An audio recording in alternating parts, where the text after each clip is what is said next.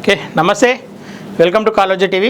ప్రస్తుతం మల్లన్న సాగర్ భూబాధితుల గురించి మాట్లాడుకునే ప్రయత్నం చేస్తున్నాం. ఎందుకంటే నిన్న మెదక్ పార్లమెంట్లో పర్యటిస్తున్న క్రమంలో మల్లన్న సాగర్ భూబాధితులు ఎవరైతే ఉన్నారో R&D కాలనీ వాసులతో మాట్లాడే ప్రయత్నం చేశాం. ఎవరిని కదిలించినా కన్నీరే కనిపిస్తుంది.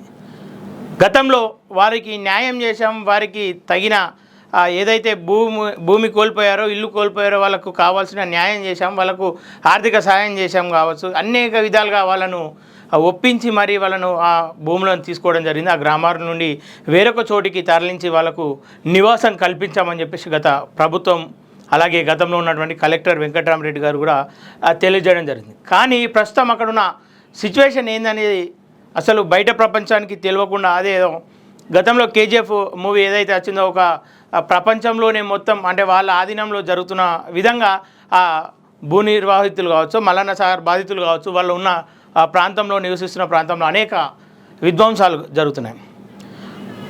ఇండ్లు రాని వాళ్ళకు అంటే ఒకే 2-3 కుమారులు ఉండి గతంలో 2-3 ఇండ్లు ఉన్న వాళ్ళకు కూడా ఇప్పుడు కేవలం ఒకే డబుల్ బెడ్రూమ్ ఇచ్చి అందులోనే పిల్లలను ఆ తల్లిని అదే ఇంటిలో ఒక వాళ్ళ జీవనం గడిపే విధంగా వాళ్ళకు అక్కడ నివాసం ఏర్పాటు చేశారు. వాన కురిస్తే నీళ్లు వస్తున్నాయంట, ఇదివరకు చెప్పినా పట్టించుకునే వారు లేరంట. కొంతమందికి అంటే భూమి కోల్పోయిన వాళ్ళకి డబ్బు ఇస్తామని చెప్పేసి ఇప్పటికీ ఆ భూ నిర్వాహితులు అమౌంట్ అందుకొని వాళ్ళు కూడా అనేక మంది ఉన్నారు. నష్టపరిహారం 12 లక్షలకు వెలగట్టి కేవలం 6 లక్షలే ఇచ్చారని చెప్పేసి అనేక మంది అక్కడ చెప్పుకొస్తున్నారు. అంటే ఒక దారుణమైన పరిస్థితి. అక్కడ నుండి స్వగ్రామాన్ని విడిచిపెట్టి వచ్చాక అనేక మంది మరణించారు. కొంతమంది బాధతో భావోద్వేగానికి గురయ్యే అనేక మంది అనేక రోగాల పాలైపోయారు. చిన్నప్పటి నుండి పుట్టి పెరిగిన ఊరిని విడిచిపెట్టి అయిన వాళ్ళను దూరం చేసుకొని గ్రామాలను విడిచిపెట్టి మారుమూల ప్రాంతం నుండి ఏదో వలస వచ్చిన జీవుల్లాగా అక్కడ బిక్కున ఏడుస్తూ జీవనం గడిపిస్తున్నారు వాళ్ళు. వాళ్ళతో నిన్న మాట్లాడిన క్రమంలో చాలా బాధేసింది. ఎందుకంటే సొంత ఇండ్ల నుండి వాళ్ళు సొంత గ్రామం నుండి ఒక పూటికి అంటే ఆహారానికి లేకున్నా అయిన వాళ్ళతో మాట్లాడుకుంటూ నీళ్లు దాగి గడిపిన జనాలు కూడా ఇక్కడికి వచ్చాక అనేక ఇబ్బందులు పడుతున్నారు. వలసల బతుకుల వాళ్ళ జీవనం మారిపోయింది. కూలీకి పిలుస్తేనే వాళ్ళకు జీవనోపాధి.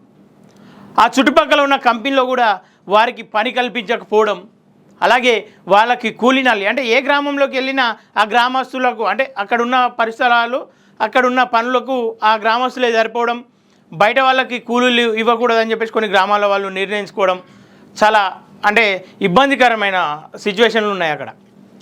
అంటే అధికారులు ఏం చేస్తున్నారు అని చెప్పేసి అంటే కూడా అర్థం కాని సంఘటనలు. గతంలో వీళ్ళు కొంతమంది దుబ్బాక నియోజకవర్గంలో ఉన్నప్పటికీ కొంతమంది గజ్వేల్ నియోజకవర్గంలో ఉన్నారు. ప్రస్తుతానికైతే పూర్తిగా గజ్వేల్ నియోజకవర్గంలో వాళ్ళకు నివాసాలు ఏర్పాటు చేశారు. కొంతమందికి ఇండ్లు వచ్చాయి. ఆ వచ్చిన ఇండ్లు కూడా ఊరవడం, అనేక ఇబ్బందుల్లో వర్షాలు పడితే నిద్రలు కోల్పోవాలి. అంటే గతంలో కొన్ని వార్తల్లో కూడా చూపించాం. కానీ వాళ్ళకు ఎలాంటి న్యాయం జరిగిందేమో అనుకున్నారు. వాస్తవానికి వారిని ఎవరు కలవకపోవడం వాళ్ళకు న్యాయం జరిగిందేమో అనుకుంటారు. బయట ప్రపంచానికి తెలియదు కాబట్టి వాళ్ళకు అక్కడ ఎట్లున్నారు, వాళ్ళ జీవనం ఎట్లా గడుస్తుంది అని చెప్పేసి అర్థం కాకుండా ఉన్నది. నిన్న ఒక ముసలవ్వ డైరెక్ట్ అడుగుతుంది, మా ఊళ్ళో కనబడతలే అంటే చాలా ముసలామె. ఆ వీడియోలు కూడా మేము ముందుకు త్వరలో తీసుకొచ్చే ప్రయత్నం చేస్తాం. ఆమె అడిగితే బాధేసింది నిజంగా. ఆమె మా ఊరోళ్ళని చూపిస్తావా బిడ్డ అని చెప్పేసి అడిగితే ఒక్కసారిగా అసలు ఏం మాట్లాడని అర్థం కాలేదు. ఎలక్షన్లు వస్తున్నాయమ్మా, మరి మీకు ఇబ్బందులు ఏమైనా ఉన్నాయని చెప్పేసి అడిగితే ఎలక్షన్లు వచ్చినా ఏమొచ్చినా మాకు ఇబ్బందులు ఉన్నాయని అడగదు బిడ్డ, ఏం మంచిగా ఉన్నాయని అడిగితే చెప్తాం బిడ్డ, మాకు ఒక పెన్షన్ వస్తుంది, పెన్షన్ మీద బతున్నాం అంతే తప్పించి మాకు వేరే ఆధారం లేదు, మాకు కూలి చేసుకుందామంటే మేము వేరే అడుగుతలేం, మా భూములు కోల్పోయాం, మా సొంత స్థలాలను కోల్పోయాం, మా పశువులను అన్నిటిని కోల్పోయాం, మాకు కేవలం ఇక్కడ పని కల్పించండి బిడ్డ అని చెప్పేసి వాళ్ళు అడుగుతున్నారు. ఒక అమ్మ డైరెక్ట్ వచ్చి బిడ్డ మా పనులు అంటే మాకు ఉన్న ఇబ్బందులు బయటకు చూపిస్తారా బిడ్డ, మాకు పని చేస్తారా బిడ్డ అని చెప్పేసి అడిగితే బాధేసింది. ఎందుకంటే ఒక దారుణమైన వ్యవస్థలో మనం బతున్నాం. నిజంగా వాళ్ళు మల్లన్న సాగర్ కోసం ఎంతోమందికి నీళ్ళు ఉపయోగం ఉంటుందని చెప్పేసి ఇష్టం ఉన్నా లేకున్నా కష్టం మీద అయినా గ్రామం నుండి బయటకు వచ్చిన వాళ్ళు ఉన్నారు.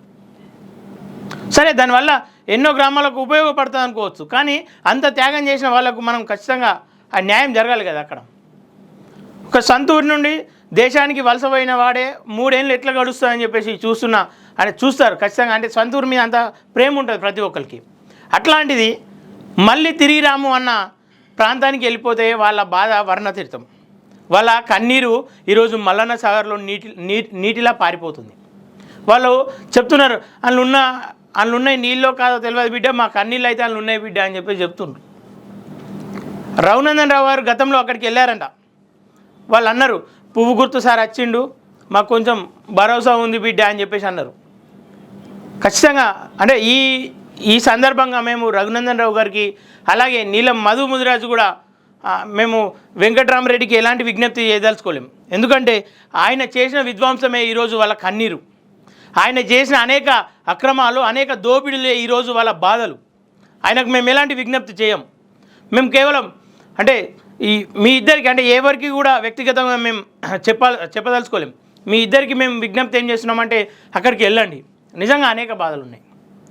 అలా అసలు వాళ్ళ కన్నీరు నిజంగా ఒక అమ్మాయి చెప్తుంది, మా కన్నీరు అంటే మా ఉసురు తగులుతుంది కదా బిడ్డ, అదే ఉసురు ఇలా కేసీఆర్ బిడ్డ గట్ల అయిందని చెప్పేసి అంటుంది. అట్లే చాలా బాధ అనిపించింది నిజంగా. వాళ్ళు ఆర్డీఓల ఆఫీసుల చుట్టూ, గతంలో కలెక్టర్ల ఆఫీసుల చుట్టూ ఇప్పుడు ఇంకా చెప్పులు అరిగేలా తిరుగుతూనే ఉన్నారు.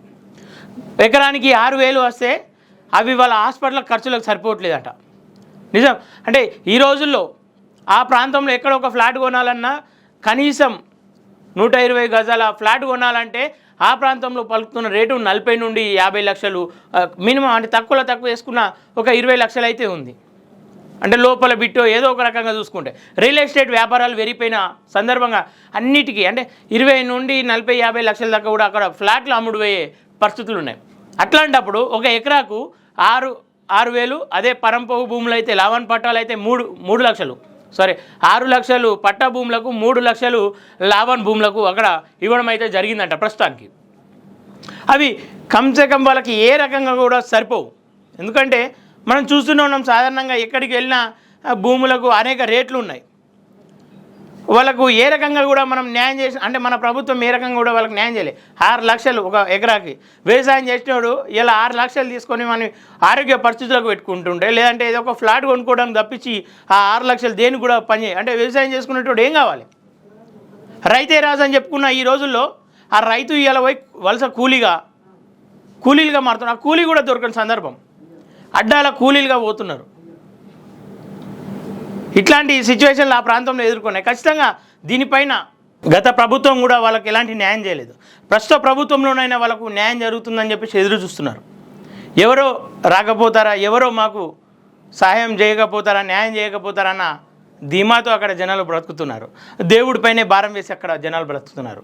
నేను వెళ్ళిన క్రమంలో నీలం మధు గురించి చెప్పడం కావచ్చు, అలాగే ఎక్కువగా రఘునందన్ రావు కూడా అక్కడ జనాలను పరామర్శించాడని చెప్పేసి, గతంలో వాళ్ళకు న్యాయం చేశాడని చెప్పేసి ఇప్పటికి కూడా మీ రాక కోసం అక్కడ జనాలు ఎదురు చూస్తున్నారు. ఖచ్చితంగా అక్కడికి వెళ్ళి ఆ ప్రజలకు అండగా నిలబడాల్సిన బాధ్యత ఒక పొలిటీషియన్గా కాకుండా ఒక అడ్వకేట్గా మీకు ఖచ్చితంగా ఉందని చెప్పేసి తెలియజేస్తున్నాను. అలాగే అక్కడ గెలిపోవడంలో ఏదైనా కావచ్చు, నీలం మధు గారు అంటే మీరు గెలిచే అవకాశం ఉండొచ్చు, ఓడే అవకాశం ఉండొచ్చు, ఏదేమైనప్పటికీ అక్కడ ప్రజలకు అండగా నిలబడాల్సిన అవసరం ఉంది. ప్రభుత్వం మీద ఉంది. ఇప్పుడు రాష్ట్రంలో ప్రభుత్వం ద్వారా వాళ్ళకి అందాల్సిన లబ్ధిని ఖచ్చితంగా చేకూర్చాల్సిన అవసరం ఉంది. రఘునందన్ రావు అయినా సరే అంటే గెలిపోవడంలో ఎవరు నిర్ణయించరు. ప్రజలకు నిజంగా మంచి చేసిన వాడిని ఎవరు వదులుకోరు. ఖచ్చితంగా మీ ఇద్దరి తరపున అక్కడ ఉన్న జనాలకు అనేక మంది ఉన్నారు, వాళ్ళకు ఖచ్చితంగా న్యాయం చేస్తారని చెప్పేసి కోరుకుంటున్నాం. అలాగే అక్కడ ఉన్న అంటే కొంతమంది అక్కడ ఏదైతే బీఆర్ఎస్కు అమ్ముడుపోయిన వాళ్ళు కావచ్చు, దళారులుగా ఉన్నవారు ఉన్నారు. అంటే మేము పోయిన క్రమంలో, మేము తిరుగుతున్న క్రమంలో కూడా అక్కడ కొంతమంది దళారులు అక్కడ రావడం, 2,000 పింఛన్ వస్తుంది, ఇంకా మీకు ఏం కావాలని చెప్పేసి అంటే అక్కడ ఉన్న ముసలి ముట్క వాళ్ళు కూడా ఆ దళారి మీదకి ఒక అంటే దళారి అనొచ్చు, బినామీ అనొచ్చు, ఒక తొత్తు అనొచ్చు, అట్లా ఆయన మీదకి సీరియస్ కావడం జరిగింది.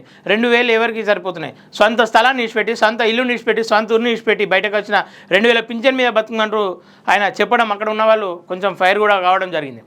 అట్లా అనేక ఇబ్బందుల్లో ఉన్నారు.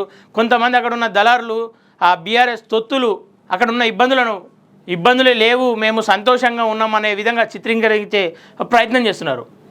ఒకవేళ నిజంగా మీకు అట్లాంటి వాళ్ళ లీస్ట్ కావాలన్నా, అట్లాంటి వాళ్ళ దగ్గరికి స్వయంగా తీసుకోవాలన్నా, మీకు వాళ్ళకు ఏదైనా సహాయం చేయాలని చెప్పేసి మీకు అనిపించిన స్వయంగా అంటే మేము తీసుకున్న వీడియోలు కావచ్చు, మేము సేకరించిన డీటెయిల్స్ కావచ్చు, అనేకం ఉన్నాయి. వాళ్ళను స్వయంగా మీ దృష్టికి తీసుకొచ్చే ప్రయత్నం చేస్తాం. మీరు వాళ్ళకు ఇద్దరు, అటు రఘునందన్ రావు కావచ్చు, ఇటు నీలం మధు కావచ్చు. ఇప్పుడు ముగ్గురు ప్రధానమైన పార్టీల నుండి ఉన్న అభ్యర్థులలో వెంకటరామిరెడ్డి మీద పూర్తిగా వ్యతిరేకత ఉంది. ఏ పార్టీ అయినా సరే మాకు సహాయం చేసినాలే, దేవుడు ఎవరిని పంపిస్తాడని చెప్పేసి అక్కడ దేవుడి మీద భారం వేసి, దేవుడు అంటే అక్కడికి వెళ్ళి వాళ్ళకి సహాయం చేసే వ్యక్తి నిజంగా దేవుడు పంపించిన వ్యక్తి అని చెప్పేసి అక్కడ జనాలు భావిస్తున్నారు. ఎవరు వెళ్ళినా అక్కడ ప్రాంతం వాళ్ళకు న్యాయం చేయాలని చెప్పేసి, వాళ్ళకు ఒక భరోసాను కల్పించాలని, వాళ్ళ జీవనానికి ఒక ఆధారాన్ని కల్పించాలని చెప్పేసి మనస్ఫూర్తిగా కాళోజీ టీవీ తరపున కోరుకుంటున్నాం.